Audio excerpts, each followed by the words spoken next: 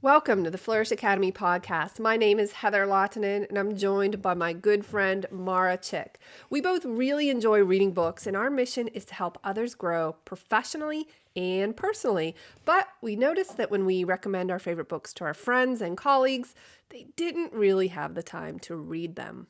Well, they should, honestly. Yes. So on this podcast, we do the reading so that you can focus on your business.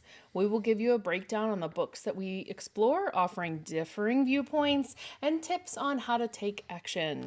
Today, we are continuing our discussion on The Compound Effect by Darren Hardy. And Mara, I believe we are in chapter 3. Chapter 3, let's get started into our discussion on habits. Habits. Okay, so into the book, here we go. Psychology studies reveal that 95% of everything we feel, think, do, and achieve is the result of a learned habit. We're born with instincts, of course, but no habits at all. We develop them over time. Beginning in childhood, we learned a series of conditioned responses that led us to react automatically, as in without thinking, to most situations. In your day-to-day life, living automatically has its definite positives. If you had to consciously think about every step of each ordinary task, making breakfast, driving the kids to school, getting to work, and so on, your life would grind to a halt. You probably brush your teeth twice a day on autopilot. There's no philosophical debate. You just do it. Our habits and routines allow us to use minimal conscious energy for everyday tasks. They help keep us sane and enable us to handle most situations reasonably well. And because we don't have to think about the mundane, we can focus our mental energy on more creative and enriching thoughts. Habits can be helpful as long as they're good habits, that is. Well, I think you said the key right there. Habits can be helpful as long as they're good. Because in the previous episode, we talked about small decisions that maybe are poor choices. Those could also be habits. You could obviously have poor habits just as easily as you could have good habits. Yeah. Do you have any bad habits? Oh, wow. Oh, really? Oh. Well, we know my bad habit because you keep mentioning it in multiple episodes of this podcast. Would you like to share what your bad habit is? What is your vice? On Netflix, okay? I binge watch. Okay. And that's just the way it is. Okay. You own it. But wouldn't you prefer that I binge watch so I get all my watching out of the way? See, now I'm going to try to justify it. That's how my mind works. That's clever. So that I don't watch one episode here and one episode here. And then I can just focus all my energy on 10 episodes of The Office. You know what excuses are? Lies. Okay, whatever. Do I have any bad habits? I try not to.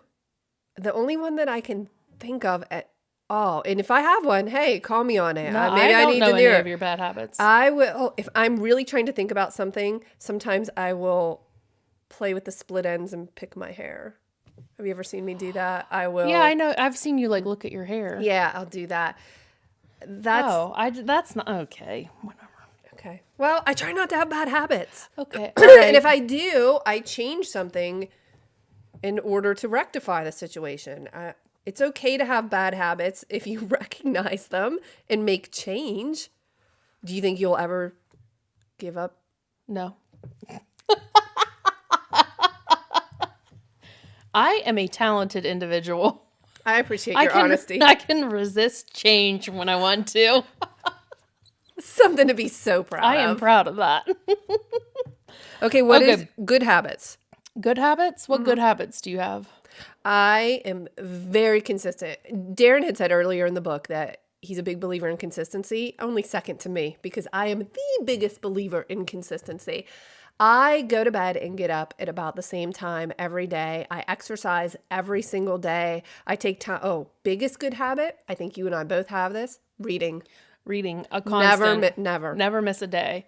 I try to do 50 pages a day. That's my good habit. Wow. You are pretty hardcore. I shoot for 10, and then obviously I usually do more than that. But I think 10 pages to me, I timed it, is 10 minutes. Yeah. If you don't have 10 minutes, you don't have a life. How long does it take you to read? You're not then serious. 50 pages. I don't know, an hour and a half, Yeah. maybe 2 hours at most. And I usually do it when Tony's watching the news because I refuse to watch the news. Right. So, and then I read right before I go to bed because I always like to put my mind in like the right right set before I... The psychologists have proven, studies have shown that whatever you think about last before you go to bed, your subconscious mind will process and work on while you sleep, and you do not want a negative input before you go to bed. Therefore, critically important to step away from the news or social media at least an hour, if not two, prior to bedtime. And if you're going to do anything, read a book. A good book. All right, yeah. Okay, back to the book. Darren starts talking about thinking your way out of instant gratification.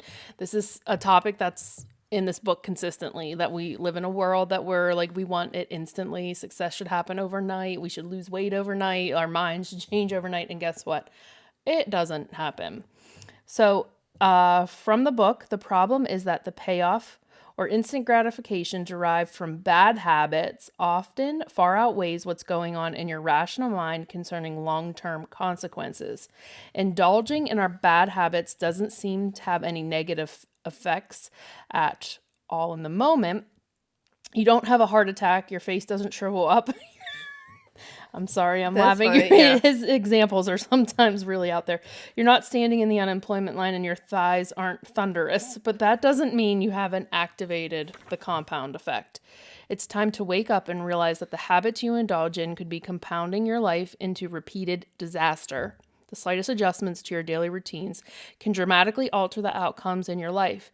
Again, I'm not talking about quantum leaps of change or a complete overhaul of your personality, character, and life.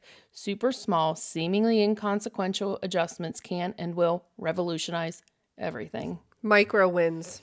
Oh, there's micro wins. Part of what I really like about this particular section in the book is he starts it with, if you took a bite of a Big Mac and immediately fell to the ground clutching your chest from a heart attack, you might not go back for that second bite. Mm-hmm. That's me with desserts or anything sweet. So if I eat a brownie tonight, I'm not going to wake up tomorrow and have gained 20 pounds. That's just not how it works. But if I eat a brownie every night and then wonder why my jeans don't fit, hello. You ate one too many brownies. I ate one too many.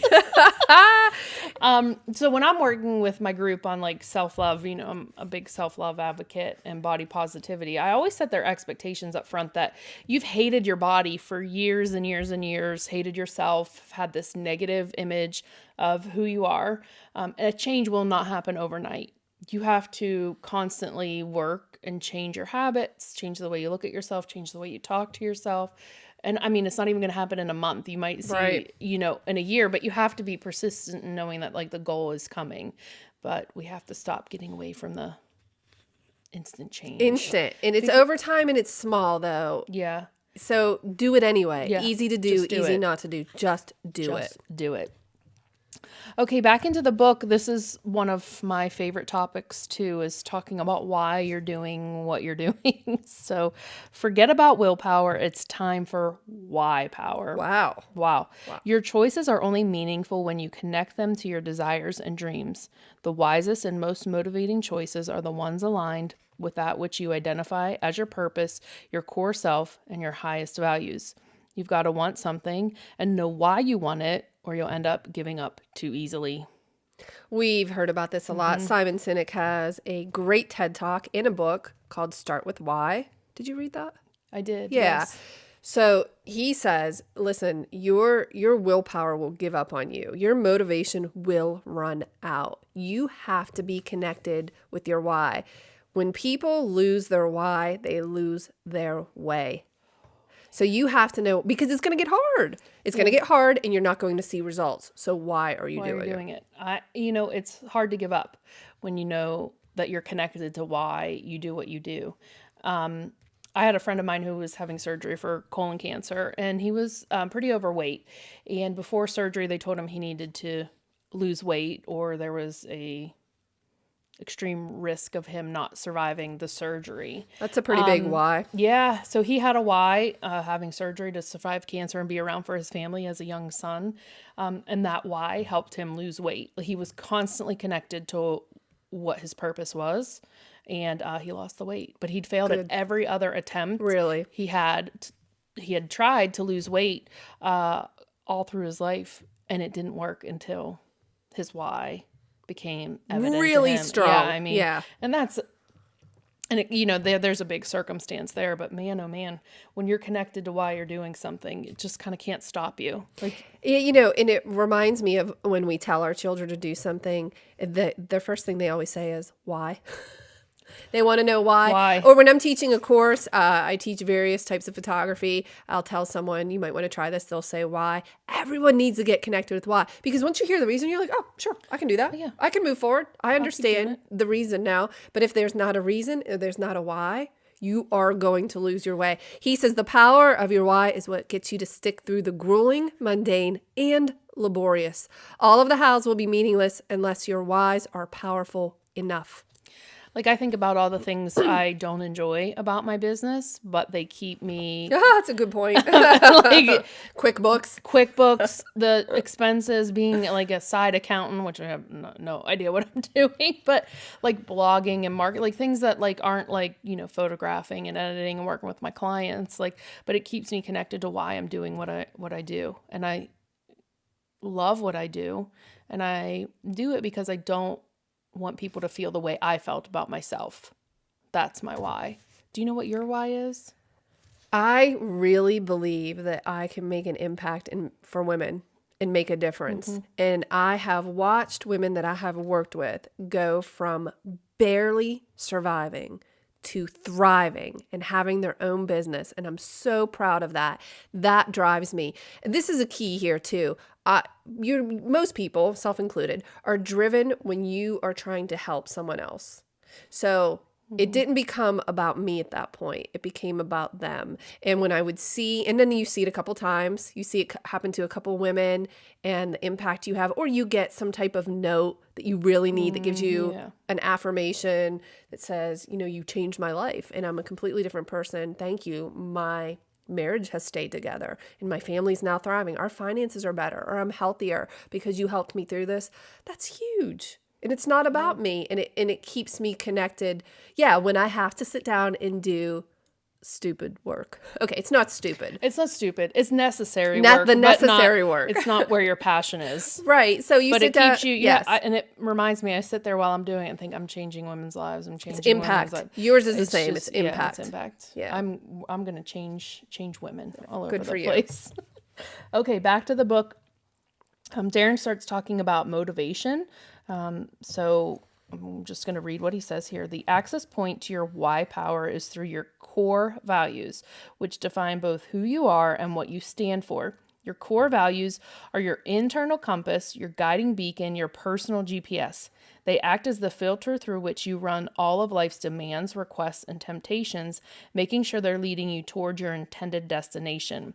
Getting your core values defined and properly calibrated is one of the most important steps in redirecting your life toward your grandest vision. I always say this, and I even say this with my thoughts to my clients, and we talked about this in a prior episode. Your thoughts are either leading you to a positive place or a negative place. So I always say, like, the choices that we make are either motivated in love or fear. So Wow. That's good. thanks. Yeah. I'm profound. Yeah. Sometimes. Well, it's either one or the other. One or the other. You're either There's no moving forward. Yeah. It's not. There's no in between. So, have you ever defined your core values? Absolutely, many times. And that's actually one of the exercises I work with clients when I first meet with them. When someone comes to me, whether a photographer or a small business owner, which is primarily who I work with, and they say, I'm stuck, or I want to work on this, and they just start of giving me a list of things that are on their mind, things they're thinking about. I say, okay, number one, you have to tell me who you are and what you want. And who you are starts with your core values. What's important to you. So I actually have a worksheet. Maybe we could include that in the show notes for everyone. Yeah, we could do that in the show notes. I think that would be great. So it's a list of words. So essentially you go through these words and you pick out the 10 to 15 that are your core values. Now hold on. These aren't the things that you want to be. These are the things that you actually are living out. Therefore, when you circle these words, you should be able to show it to someone close in your life and say, hey, is this really who I am? And they will either affirm you by saying, yeah, absolutely, I see you living that out every day, or they'll laugh at you. And the reason I say that is a couple of years ago I did this. And one of the things I attempted to circle was physical fitness. And I showed it to my husband, and he laughed. And he said, is that who you are, or is that who you want to be? I said, that's who I want to be. Well, then it's not a core value. because your core values you're living out every day. Okay, now it is. I exercise every single day without fail, but a couple years ago I did not. So I had to change who I was to get to that point. Now, if I circled that, you'd say, yeah, that's part of your core And I think value. that's a good point. Your core values can change. They're not something that's like, this is what I am and this is what I'm going to be the rest of my life. No, as you go through things, you see the person you want to be, you're going to take action like you did towards fitness to get to that point. You can adapt. So it's something that's ever evolving. So I think it's really good to like evaluate, every year what your core values are. I go through the exercise and I say, show me your 10 to 15 and then give me your top 5. I mean, I think that's hard too, because when you sit and look at the list, which I've gone through boot camp where, you have to do this and you tend to like circle what you want to be. Right. And it's hard to sit and be like, no, that's not me. I actually want to be that, but I'm not. Eating brownies is more important. So what am I living out right now? What is very obvious? Yes. Could you name maybe your top couple core values that you have? God. I can share mine while you think about it. Oh, go ahead. You share yours. 2 of my biggest ones are flexibility and options. That's why I'm an entrepreneur. And it's probably why you are as well. It's why many of us start a business is because we value flexibility and options. Those 2 are non-negotiable and unchanging for me. Oh, that flexibility. Ooh, I can do what I want I can when do I what want. I want when I want. Like I went to the movies the other afternoon and that was beautiful for me. Right. For me, and I know this is a little different, but when I think about my core values and as it ties into my success, we've talked about like, how do you define success? And I don't look at it as like a money factor or like being a core value is not like financially stable for me. I am, but it's not something that means, but to me, it's like living passion every day. Like I want to feel passionate about what I'm doing, the way my life's going, the trajectory of my business. And I like these days I'm like on fire. So that from passion is like one of my core values is like feeling that fire inside all the time. Because that's really what drives me. Yeah, it really does. You're a very passionate person. You love what you do, and it's very evident. So I would say that is one of those core values. Absolutely. That's what you're living out. Right. And that gives you motivation. Yeah. And the motivation gets you to the next level. That's it. Because that's your momentum, right? When you get that motivation, you're like, yeah, I can do it. I can do it. I can do it. And boom, you're there. I mean, we're just not sitting around doing stuff. No, I actually gave a talk a couple of weeks ago to a group of women on motivation. And I said, motivation is motive plus action. What's your why? What's your motive? And then take some action. Those 2 things combined, if you just do one micro win, small thing, you'll get momentum. And then that momentum will lead to more motivation and it will just compound, as it were. Oh, my gosh. You're so smart. Okay. Back into the book. So Darren starts talking about find your fight. Ooh. So some of my mentorship clients worry that their why power derives from less than noble goals. They feel guilty for wanting to prove the naysayers wrong or wanting to get back at the person who said they'd never amount to anything or beat the competition or finally one up a sibling who always dominated them. But really, it doesn't matter what the motivation is as long as it's legal and moral. You don't have to be motivated for great humanitarian reasons. What matters is that you feel fully motivated. Sometimes that motivation can help you use a powerful negative emotion or experience to create an even more powerful and successful end. So I say like anything can be a motivator. But I always try to make sure that that doesn't turn into negativity, right? Because sometimes we can look at people and say like, okay, I want to reach this level of success like so-and-so. But then we get into the comparison trap, which is like a road to nowhere too. So just make sure if you're doing it for like, I want to prove all these people wrong, that it doesn't turn into something like negative. Like, who are they to say that to me? I'm going to show them. And then when I get there, I'm going to like anything they ask for, I'm not going to give it to them. You know what I mean? Like it can go down a path. So you just have to like, I have to be very aware of that. So, yeah, it's not. You have to make sure it's that's good-hearted motivation. Yes, it's hard to return from that when you get there. Right. Okay. Goals. Heather and I are both very passionate about goals. For sure. So back to the book. The one skill most responsible for the abundance in my life is learning how to effectively set and achieve goals. Something almost magical happens when you organize and focus your creative power on a well-defined target.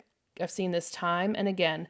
The highest achievers in the world have all succeeded because they've mapped out their visions. Oh gosh. Non-negotiable. It's not, you have to. yeah. I mean, Set some goals. how can you define where you're going, where you want to go, and celebrate those accomplishments without goals? Because I feel like celebrating is important, right? Absolutely. Like, I have to give myself an award. Listen, when I reach a goal. I give myself awards for my micro wins. I pick something up off the floor. Like Kate Spade pencils that are fancy, and you make me use them. Fancy Kate Spade pencils. Just in case they show up. It's pretty. I mean, and this is pretty too. We're not going to talk about pencils. Moving on. Goals are like super, super important. Okay. Now, this is one part of the book that, like, this one sentence hit me. Success is something you attract by the person you become. I always feel like I'm who my clients need me to be, not the other way around. And I attribute that to my success. I've become what I see in my clients, strong, confident women who love themselves regardless of how they look. So they are attracted to the person that I've become through my journey, right? And I get there because of my goals and my motivation and my momentum, like all the things that we talk about in this book. One little thing over the other. Heather. You don't have to convince me. I'm obviously a big believer in goals, and it's usually not always about the desired outcome, the goal itself, but again, about who you have to become in order to achieve that goal. Yes. Makes you a better person. Okay, do you want to talk about running vice checks? Okay, I like this. From the book. I'm not suggesting you cut out every bad thing in your life. Most everything is good in moderation. But how can you tell whether a bad habit is becoming the boss of you? I believe in testing my vices. Every so often, I go on a vice fast. I pick one vice and check to be sure I'm still the alpha dog in our relationship. My vices are coffee, ice cream, wine, and movies. I already told you about my ice cream obsession. He said that, and I thought, well, that's actually me. Yeah. But when it comes to wine, I want to be sure I'm enjoying a glass and celebrating the day and not drowning a bad mood. So about every 3 months, pick a vice. Try to abstain from it to make sure you're in control. Because here's the thing, what people will do with things like, for me, with ice cream. I'll stop eating it if I want to. I can stop when I want. I just don't want to right now.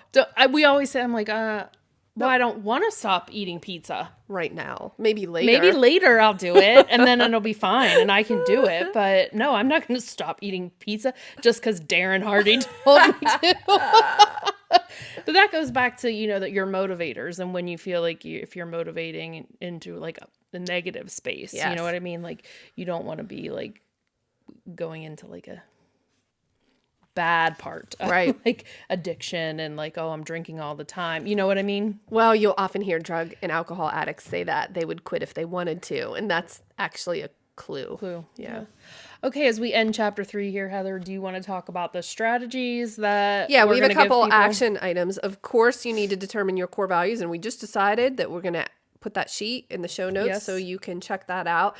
And while you're doing that, start thinking about your why, how to get connected with your why. Maybe check out Simon Sinek's TED Talk. It's short. It's really powerful. We also would like you to set a couple of goals for the next few months and identify any habits you need to change. So maybe write a vice check. But what's important about all of this? What's the most important point about all of this? Write it down. Write it down, everybody. You have to write it down. I can't wait to hear what everyone does with their goals. Leave us comments. Yeah, we'd love to hear what you guys are working on. So maybe we can find other books. And help, for sure. So Heather, as we end, how can everybody support our podcast? Thank you for asking, Mara. You can subscribe to the podcast on iTunes or wherever you listen to podcasts. Please like, share, leave a review. If you prefer video, you can also watch and subscribe to us on YouTube. Just go to Flourish.Academy.tv. If you like the content, please share it with your friends. Post it on social media. That way we can reach and help more people. If you want to purchase this book or any of the books that we discuss, please use the link in the show notes to Amazon. In fact, if you shop on Amazon at all, which we know you do, everyone does, please use our link as it helps to support the podcast. I mean, Amazon should really pay us Amazon, hello? Hello. Are you out there? We need you. We'll see you in the next episode.